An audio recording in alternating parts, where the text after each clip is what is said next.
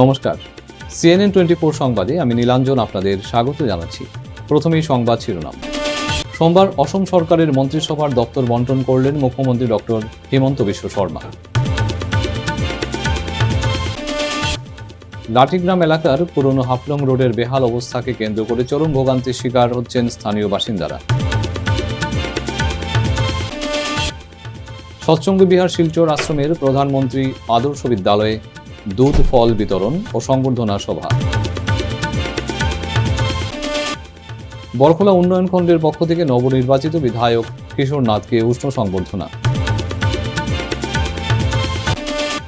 রান্নার গ্যাস সিলিন্ডারের মূল্য বৃদ্ধি, গৃহিণীদের মাথায় হাত।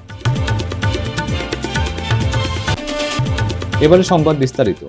রাজ্যপালের অনুমোদনের পর অসম সরকারের মন্ত্রিসভার সদস্যদের মধ্যে মুখ্যমন্ত্রী দপ্তর বন্টন ঘোষণা করেন। মুখ্যমন্ত্রী ডক্টর হিমন্ত বিশ্ব শর্মার হাতে থাকছে স্বরাষ্ট্র ও রাজনৈতিক, লোকনির্মাণ, ভবন ও জাতীয় সড়ক, লোকনির্মাণ, সড়ক, বিদ্যুৎ, তথ্য ও জনসংযোগ, মুদ্রণ ও স্টেশনারি বিভাগ। এছাড়াও অন্য কোনো মন্ত্রীর কাছে বরাদ্দ না হওয়া দপ্তরগুলিও মুখ্যমন্ত্রীর অধীনেই থাকবে। মন্ত্রী অশ্বিনী রায় সরকারের হাতে দেওয়া হয়েছে সমাজ কল্যাণ ও ক্ষমতায়ন, মৃত্তিকা সংরক্ষণ এবং সংখ্যালঘু কল্যাণ ও উন্নয়ন বিভাগ। অশোক সিংহলের দায়িত্বে থাকছে স্বাস্থ্য ও পরিবার কল্যাণ এবং চিকিৎসা শিক্ষা ও গবেষণা দপ্তর। বিমল বরার হাতে সাংস্কৃতিক বিষয়ক, শিল্প, বাণিজ্য ও সরকারি উদ্যোগ এবং অ্যাক্ট ইস্ট পলিসি বিষয়ক দপ্তর অর্পণ করা হয়েছে। বিশ্বজিৎ দৈমারির হাতে হস্ততাঁত, বস্ত্র ও রেশম শিল্প, ক্রীড়া ও যুব কল্যাণ, দক্ষতা উন্নয়ন, কর্মসংস্থান ও উদ্যোগ এবং আদিবাসী ও জনজাতীয় বিশ্বাস ও সংস্কৃতি বিভাগ দেওয়া হয়েছে। জয়ন্ত মল্ল বড়ুয়ার দায়িত্বে থাকছে অর্থ, পরিবেশ ও বন এবং খনি ও খনিজ সম্পদ বিভাগ। কৌশিক রায়ের হাতে খাদ্য, গণবন্টন ও ভোক্তা বিষয়ক, আবাসন ও নগর বিষয়ক এবং সমবায় দপ্তর দেওয়া হয়েছে। কেশব মহন্তর হাতে রাজস্ব ও দুর্যোগ ব্যবস্থাপনা, বিজ্ঞান, প্রযুক্তি ও জলবায়ু পরিবর্তন এবং সাধারণ প্রশাসন বিভাগ অর্পণ করা হয়েছে। কৃষ্ণেন্দু পালের দায়িত্বে থাকছে জনস্বাস্থ্য, কারিগরি, পাহাড়ি এলাকা উন্নয়ন এবং বরাক উপত্যকা উন্নয়ন বিভাগ। নীলিমা দেবীর হাতে পশুপালন ও পশু চিকিৎসা এবং মৎস্য বিভাগ দেওয়া হয়েছে। পীযূষ হাজারিকার দায়িত্বে থাকছে কৃষি, সেচ এবং সংসদীয় বিষয়ক দপ্তর। ডক্টর রনোজ পেগুর হাতে স্কুল শিক্ষা, উচ্চশিক্ষা, সমতল এলাকার জনজাতি বিষয়ক এবং তথ্য প্রযুক্তি বিভাগ অর্পণ করা হয়েছে। সুশান্ত বরগুমাইয়ের হাতে জলসম্পদ এবং বিচার বিভাগ দেওয়া হয়েছে। মন্ত্রিসভার সব কর্মীকে শুভেচ্ছা জানিয়ে মুখ্যমন্ত্রী বলেন, নিষ্ঠা ও অঙ্গীকারের সঙ্গে একযোগে কাজ করে অসমের জনগণের সেবা এবং রাজ্যের উন্নয়ন ও সমৃদ্ধির যাত্রাকে আরও ত্বরান্বিত করা হবে। উধারবন্দের লাঠিগ্রাম এলাকার পুরনো হাফলং রোডের বেহাল অবস্থাকে কেন্দ্র করে চরম ভোগান্তির শিকার হচ্ছেন স্থানীয় বাসিন্দারা। রাস্তার বিভিন্ন স্থানে তৈরি হওয়া বিশাল বিশাল গর্তে বৃষ্টির জল জমে কার্যত জলাবদ্ধ পরিস্থিতির সৃষ্টি হয়েছে, যা যান চলাচল ও জননিরাপত্তার ক্ষেত্রে গুরুতর ঝুঁকি তৈরি করছে।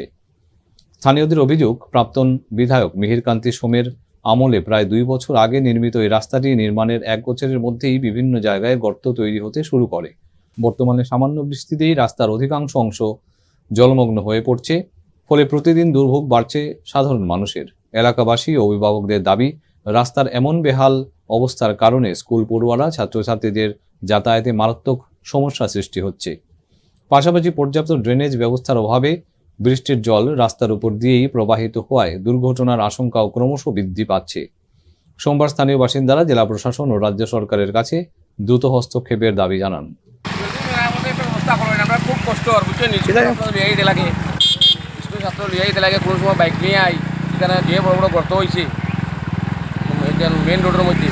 আপনি কিতা করছেন, সরকারটা কিতা করতে চাই? সরকারে তো আমি ওইটাই হইতে চাই, যাতে অতি সত্তর একটা জল নিষ্কাশনের ব্যবস্থা করা। বড় বড় গর্ত হয়েছে, বাইক নিয়ে আইতে না, ছোটো বাচ্চা নিয়ে আইতে কোনো অসুবিধা হবে, তাই অতি সত্তর একটু। হ্যাঁ, কিরকম লাগে রাস্তা এগো? তো বেজান বিশ্রী লাগে, বেজান হয়েছে, হ্যাঁ কিতা হয়েছে? বেজান অ্যাক্সিডেন্ট হয়েছে ওই রাস্তা লাগে। কিতা চাইছো, কিতা চাও সরকারের কাছে? এটা মানে ঠিক হয়েছে আর কি, ভালো হয়েছে। রাস্তাটার অবস্থা বর্তমানে যেমন রাস্তাটার সাইডে ড্রেন নাই, আর জলটা পুরো রাস্তার উপরে আই যায়, আর স্কুল কলেজও বাচ্চা কাচ্চা লইয়া যেতে সময় বিরাট অসুবিধা পড়িয়া অ্যাক্সিডেন্ট হয়। একদিন আগে অ্যাক্সিডেন্ট হইয়া বাচ্চা একটা হাতও ভাঙিছে বুঝছেন। আমরা জেলা প্রশাসনের কাছে আর মুখ্যমন্ত্রী মহোদয়ের কাছে আমরা অনুরোধ করি আর যে দয়া করে রাস্তাটা যাতে ঠিক করা হয়। যদি ড্রেন দিয়া রাস্তাটা না হয় তো এই রাস্তার মধ্যে এখানে একটা কালভার্ট দিয়ে দিলে, আগে একটা কালভার্ট আসিল কেন, কিন্তু পরে রাস্তা সংস্কার করার সময় তারা এই কালভারটা বন্ধ করে দিয়েছে। এর লাগিয়া এই সাইডের জলগুলা রাস্তার উপরে দিয়ে যায়। এখানে যদি একটা কালভার দেওয়া হয়ে যায়, এই জলগুলা এই রাস্তার উপরে দিয়ে যেত না, রাস্তা নষ্ট হইতো না, মানুষের এই বিপদটাকে নীলকান্দি সিনার যে রাস্তাটা বানানো হয়েছিল আজকে 2 বছর পুরো হয়েছে না, রাস্তার এই অবস্থা হয়েছে। এখানে যদি একটা ড্রেন দেওয়া হয়ে যায় তাহলে রাস্তার উপরে যে জল যেত না, রাস্তাটাও যেত না, আর আমরা এই বিপদটা।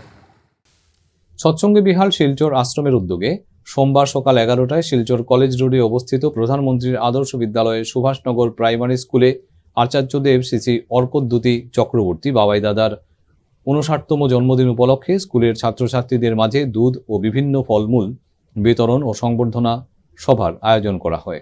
সংবর্ধনা সভায় সভাপতিত্ব করেন স্কুল পরিচালনা কমিটির সভাপতি আশিস দাস, প্রধান শিক্ষিকা প্রিয়া চন্দ উপস্থিত ছিলেন।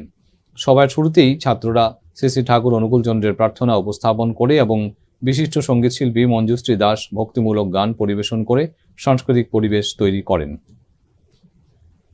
বরখলা উন্নয়ন খণ্ডের পক্ষ থেকে নবনির্বাচিত বিধায়ক কিশোর নাথকে উষ্ণ সংবর্ধনা জানানো হয়। সোমবার দুপুরে বরখলা খণ্ড উন্নয়নে নবনির্বাচিত বিধায়ক কিশোর নাথকে এক উষ্ণ সংবর্ধনা প্রদান করেন খণ্ড উন্নয়নের আধিকারিক রুশনিরা পারভিন। বিধায়কের উদ্দেশ্যে মানপত্রটি পাঠ করেন ব্লক বিপিএম মনোরঞ্জন সূত্রধর।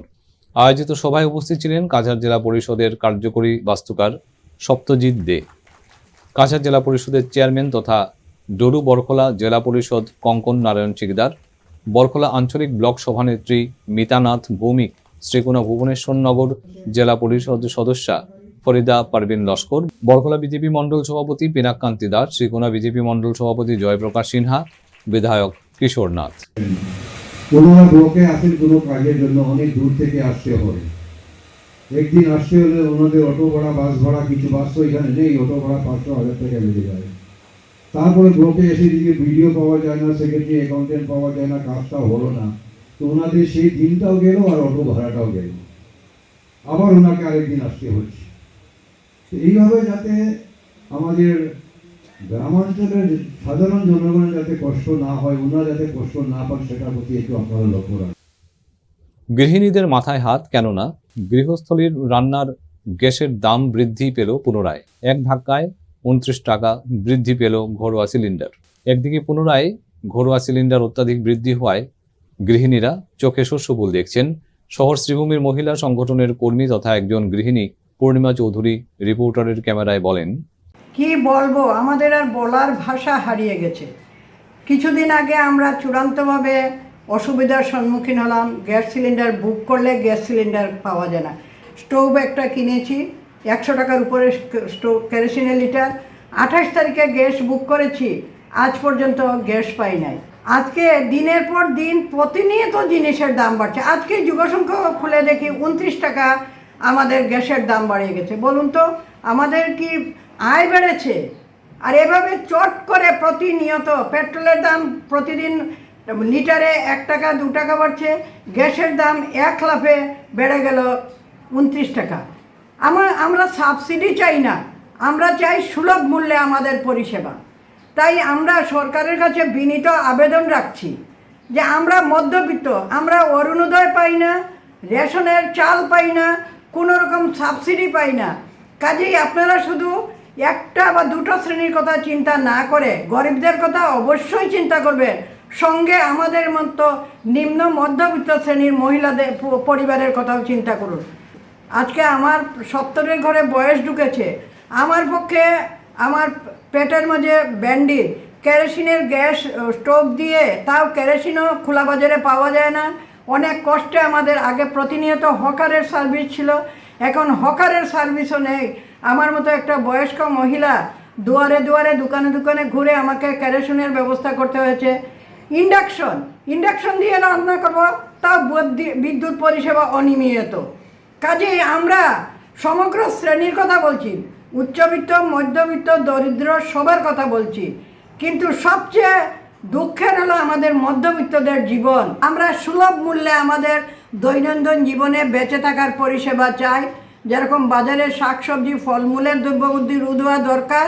আর অনতি বিলম্বে গ্যাসের যে দাম 29 টাকা বেড়েছে, সেটাকে যাতে বাদ দেওয়া যায়, আমি সরকারের কাছে বিনীতভাবে আবেদন রাখছি। ইউসিসির বিরুদ্ধে গর্জে উঠল সবকটি ধর্মীয় ও সামাজিক সংগঠন।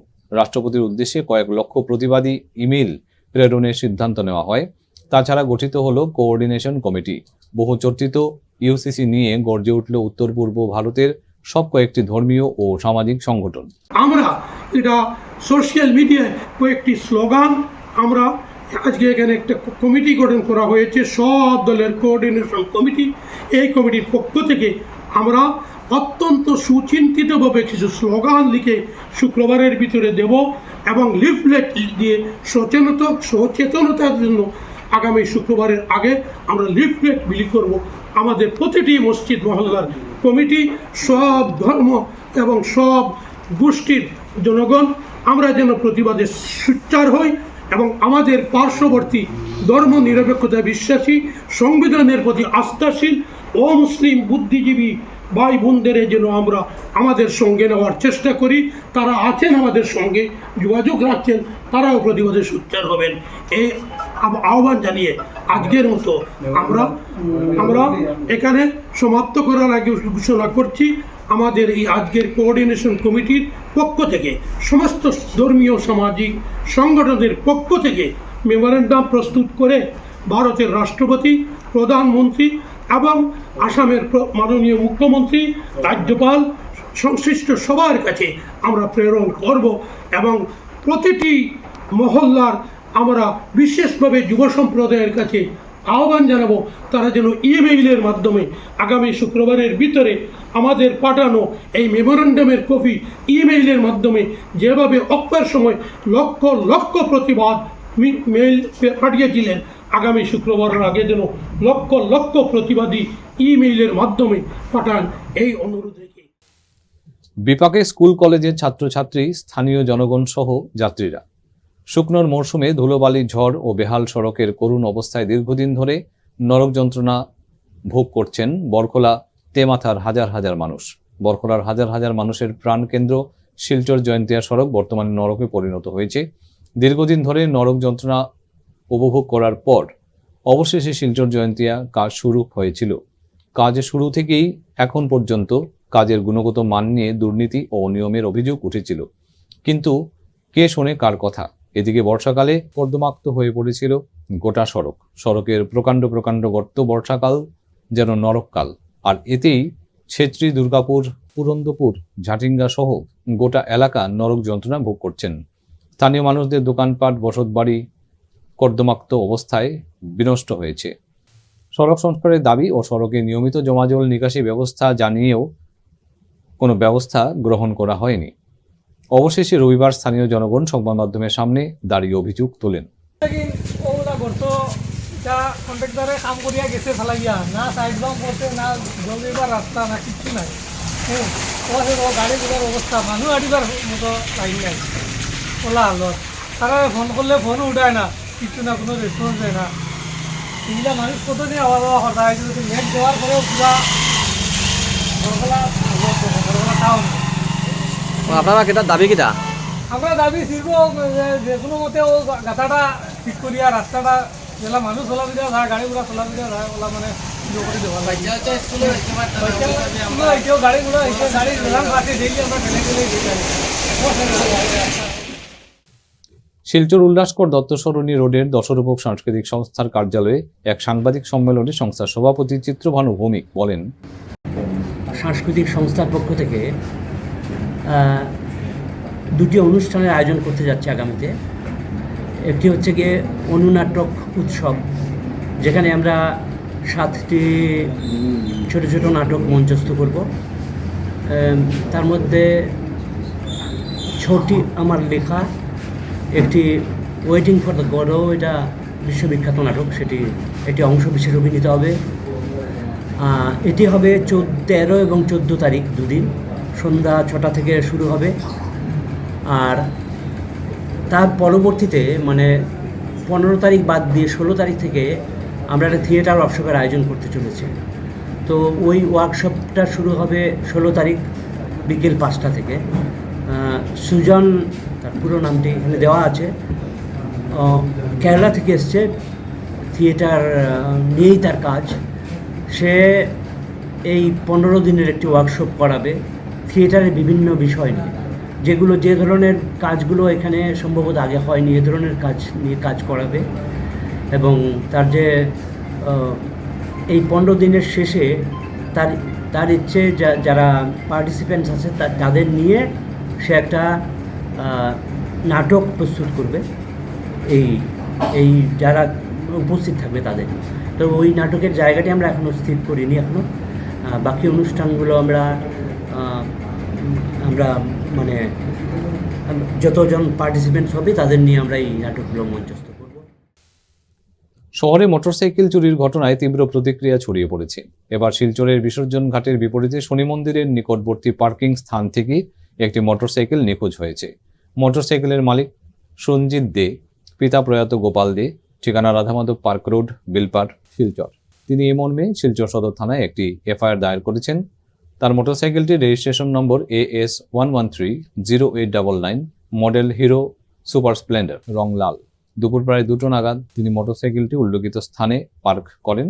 দুপুর প্রায় 2:30 ফিরে এসে দেখেন মোটরসাইকেলটি সেখানে নেই। তিনি আশপাশের এলাকায় পুঙ্খানুপুঙ্খভাবে অনুসন্ধান চালিয়ে এবং স্থানীয়দের কাছে খোঁজ নিয়েছিলেন, কিন্তু গাড়িটি কোনো সন্ধান পাননি। তার দৃঢ় সন্দেহ যে কোনো অজ্ঞাত ব্যক্তি মোটরসাইকেলটিকে চুরি করেছে। আজকের মতো সংবাদ এ পর্যন্তই। নমস্কার।